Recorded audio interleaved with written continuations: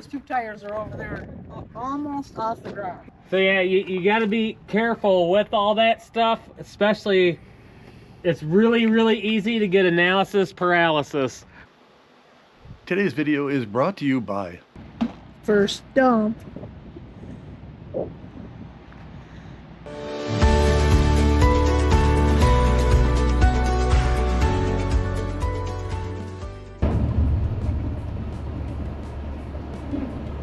Don't feel semis or anything at all. I really don't. I thought that first one we felt got a little bit of loose on. I didn't notice it. Coming up to our first boondocking spot, other than the parking lot. Other than, yeah, it'll be much Well, it's more. actually a harvest post. Yeah, it is, but it's actually family friends that are generous enough to let us. I'll finish the sentence that I let trail off here. Kind enough to let us come bring our new rig to a place where we can pretend to be off grid and see and learn our coach. Uh-oh. The Capri drive-in. That they were popping. Yeah, I know. Been in and out of here a couple times. Oh. It does. I thought I came in there nice and slow, but I did it for sure. Now you're on a dirt road. Yeah.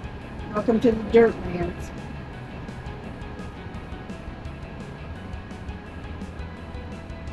It's a lot wider on this side. Is it?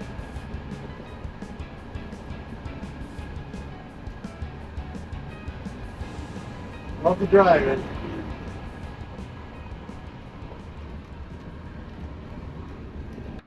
Well, we're checking out their first auto level on our own. It appears fine.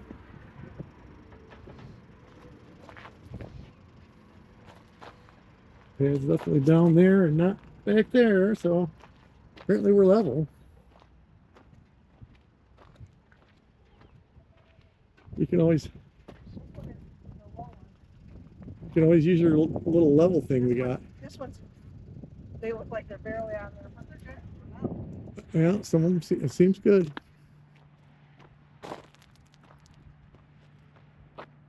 Welcome to the show.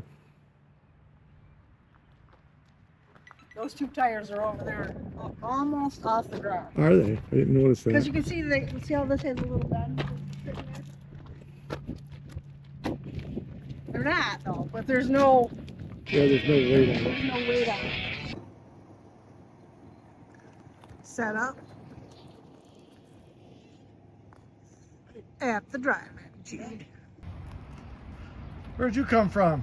Get the hell off my property! Mars. Mars? From Mars. Well, it's because you got socks and sandals on. Everybody that does that should be from Mars. Afternoon, Thomas. Thank you. Hello. This is really cool. This is really cool. Where's your beer? You should have There's a right in beer. the fridge. You want some? You can't spell American without it. During the Jeep Make This the Summer event, say I can in the original can-do vehicle. I can go where freedom takes me.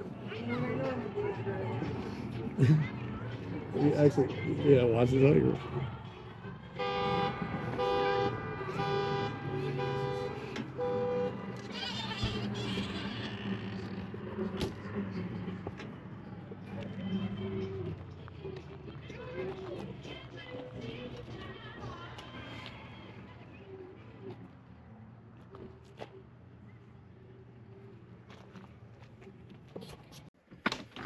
Okay, morning at the drive-in.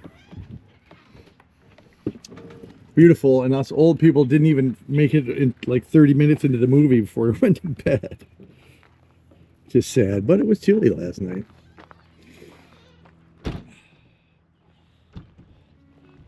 Tom's making breakfast, so we got to walk up to the house. And that's nice.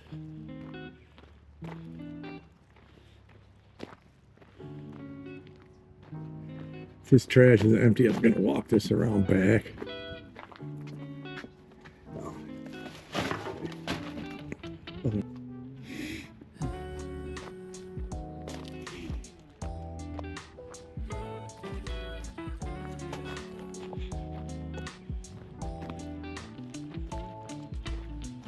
Got somebody coming out to spray all these weeds today, which I thought were dead, but they are not. It's even cooler than driving at the night, huh? Is the driving at the daytime.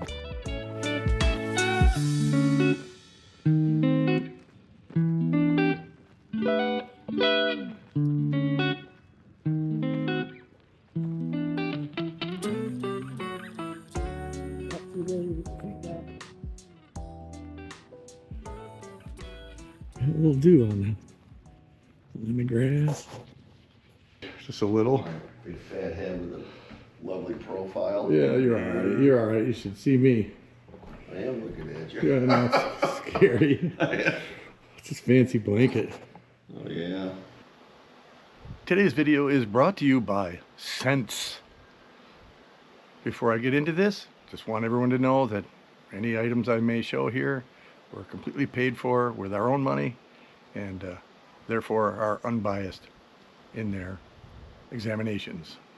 So, Sense means that there are, you know, a couple anyway. There are pleasant scents like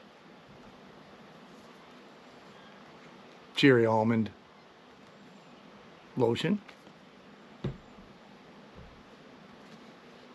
classic clean shampoo. Clean hair always smells great. And there's a little bit of air fresheners that also smell great. And as far as bad scents can go, then there's and of course these items are subjective, but we have one of Kelly's favorite things, corned beef hash. For God's sakes, when she's cooking this, it smells up the whole house in a bad way. And others might consider garlic to be a bad scent. And also, if you're unfortunate enough to get gas on your hands, gas can be a bad scent. But there's a whole other category here that we haven't yet discussed. Smelly armpits, or smelly feet, or smelly other things. That would be known as common sense. It was totally the plan to be 100% off-grid, and the point of going to the drive-in was a great place for that. But Tom's such a good cook, when he offers to make you a meal, you want to take him up on it. After breakfast, we had an appointment with Zach from Safeguard RV in Coldwater, who comes highly recommended, to help us plan upgrading our battery banks and possibly some solar to lithium a step at a time. So you'll see that right here. So yeah. As far as that, we're looking we gotta see what group size these are, but a standard, like you were thinking, the 100 amp hour batteries, the lithiums, those will fit right in place. That's what I'm hoping we can do, but can you, I'm seeing some, they're calling them minis that are even higher than 100. I don't know. Yeah, I mean, it would be nice if you don't have to do much in the way of modifications, just take them out and drop them in, but am I going to be able to get 1,000 amp hours somehow? And you know, 1,000 amp, that's a lot. It is a lot, but then that's the boondocking hope. So I can put soft starts on the air conditioning and use them. I mean, I don't know if I'll use them or not, but I don't want to. Yeah, so at that point, if you're going to be trying to boondock more than a couple days at a time, yeah, so you have to have a solar and a battery bank, and it depends on how long you're looking to off-grid. So they have packages, or they put it together like for a day, a weekend, a week, or full-time. Full-time, it gets really expensive really fast. Full-time, no, but maybe a week. Okay, so a week, I don't see any reason why we couldn't run standard 100 amp hour batteries on this with a couple solars on top, and that should get you. Now, I'm not saying you're going to use everything all the time, right? But you use it conservatively, you should be able to be able to be good. But as far as your idea, as far as get the lithiums on here, get the converter switched over, see where you're at. Well, where is the converter? We know where the inverter is. So, and also, I think this is the big 24,000 pound chassis, and I think this Ford has the bigger alternator on it too. But the wiring can handle the lithiums without being anything different? Or? oh yeah, yep. Somewhere in my, I don't know if I want to call it research, and I don't remember how to open this, but you might know. Yeah, that's going to be engine battery anyway. There's these two. are for the coach. There's 6. Oh. So That's where I wonder how can that's different. That I would have to educate myself on. I don't typically see them up front. Usually they have 2 completely separate banks.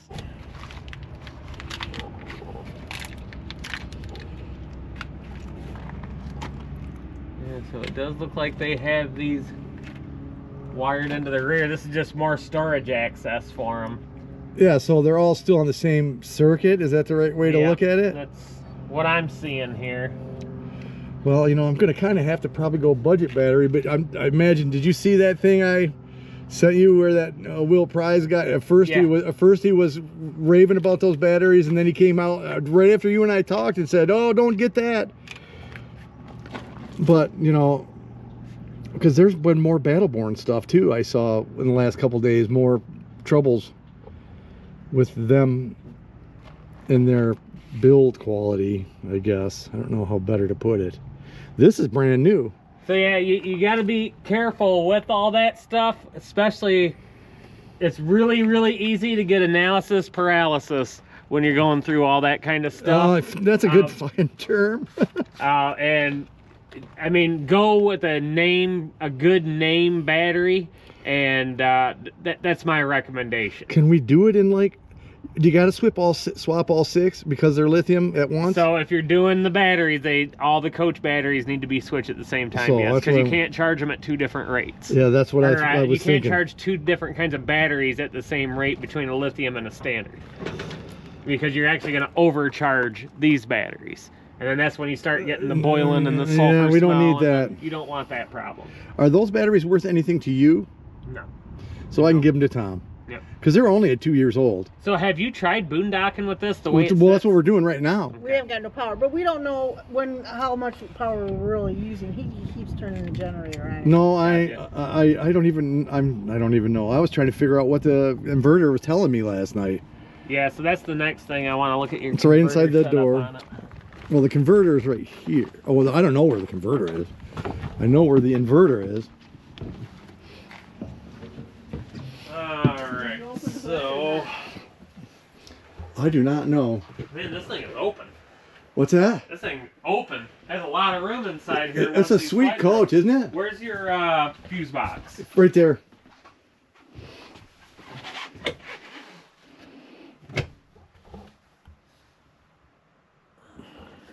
So yeah, they got it buried somewhere. And chances are it's in an outside compartment somewhere. I mean, we can look in them all. Obviously, it's easier on. What is this?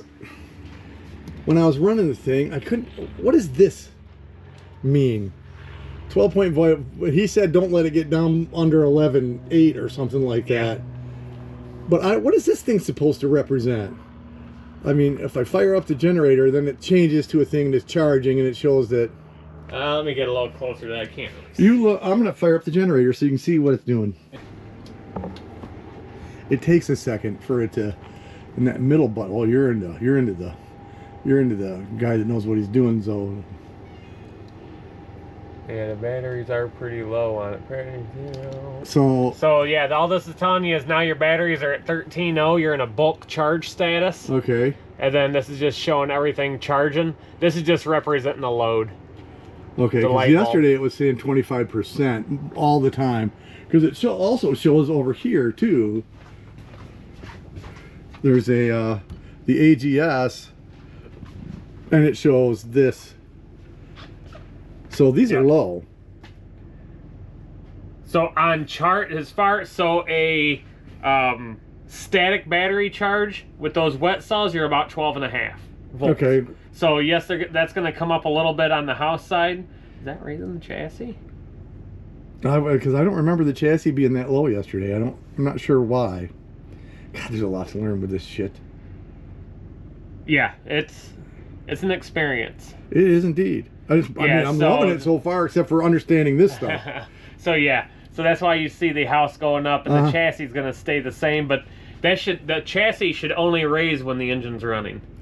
Because at that point, then the alternator is taking over. Yep. And this has the heavy duty alternator, and that was kind of my questions. If we were to go like a DC to DC converter, I mean, do we risk burning out the alternator if we're putting too much lithium on there and just trying to charge that one, or? Yeah, I'd be careful about getting into all the different things and just do one step at a time with it, just like you were talking about before we start putting different converters and different chargers, and because they built this thing to do what it needs to do, and it's just if we change the lithium, we just have to change the charging rate and the settings on the inverter.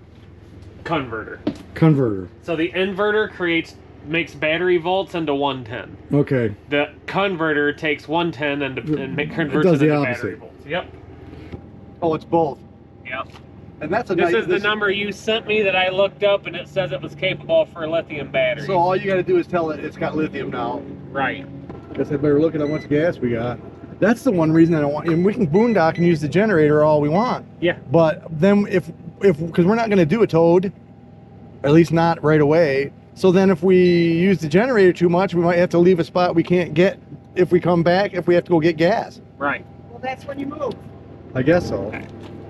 So yeah, I would have to get the book to see exactly how to set this up, but the information you sent me when I looked this up, this said this was a inverter and bulk charger. So we're good there. So we just have to figure out how to convert this over into the lithium. I would imagine that probably the manual's right online as most stuff is. And you know, and what do you call it? Analysis paralysis? Yeah. And some of my analysis where I may have got paralyzed, one person had said that the solar prep on these units could handle two 400 watt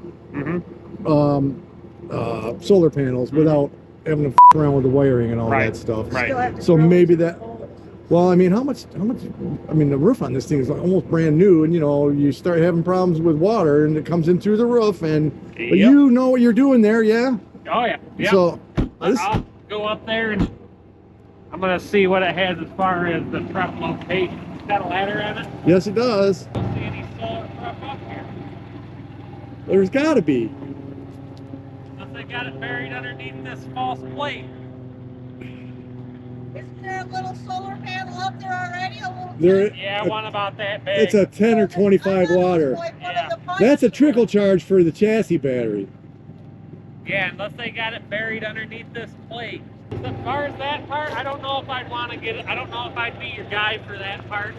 Just because brand new units, new Mars, and it being there close enough to where you could just take it right to them. I think that's the answer. Probably. So we could do that and then still get the batteries done by you. Oh yeah. Takes a sec. There you go. Okay, all the now normal.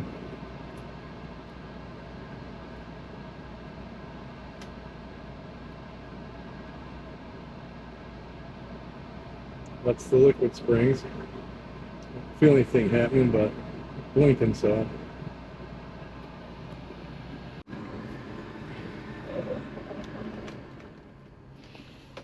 Alright, pulling out of the drive-in.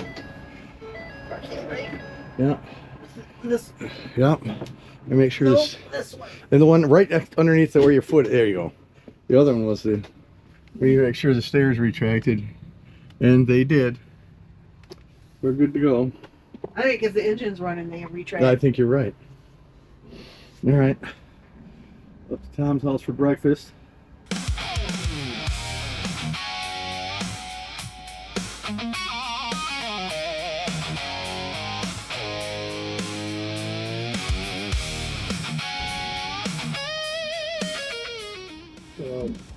Might have been nicer just to go through that. Well, if you want to pull a pole out, True.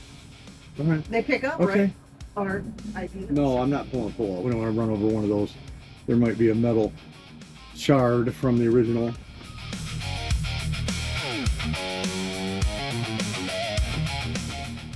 Here we look and make sure everything. All of our snap I pads don't went know, with watch us the and mud everything. here. Watch the mud. I hope there's no snap pads. We'll,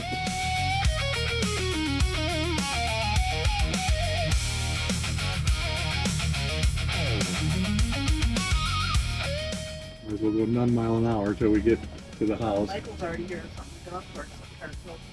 Or maybe it's that day. I don't know. Maybe it died over there. We got to go through the mud here no matter what you do. Lesser on that side. Lesser on that side. But So it's bigger on this side. yeah.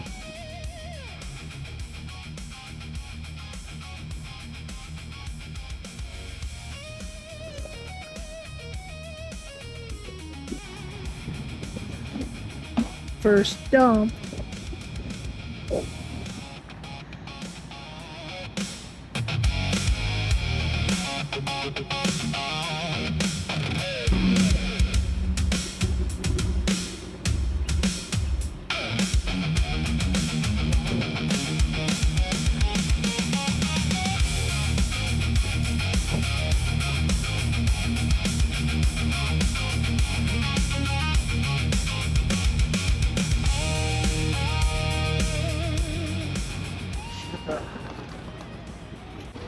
Almost done? Tim says it's not that bad. No, it really wasn't that bad. Yeah. I was afraid it was gonna be. Yet. No, not that bad. Oh, it's not picking up.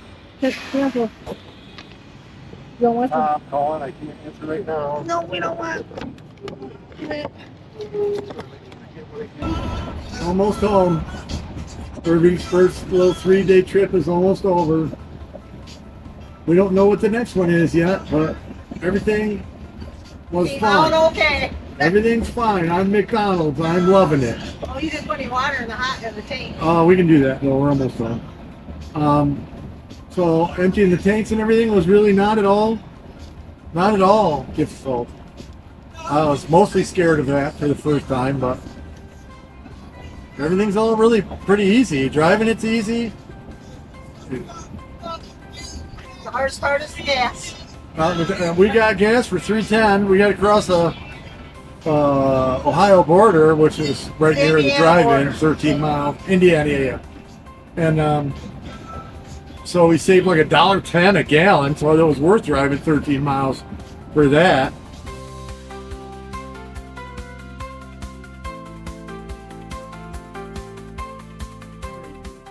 Anyway, we're almost home. We're going to hook her up to 110 and get her parked in the driveway as best we can and see what happens next. Thank you all for tuning in and following along. We'd like to welcome a bunch of new subscribers in this last week, and we are excited about that. Our video channel is going somewhere now, and that is real cool. I'd also like to make mention that we still have another adventure that's not yet in iRVing, but our last car dry camping search, and that will be having some installments here and there moving forward. Anyway, thank you all. Please comment, talk to us. Bye now.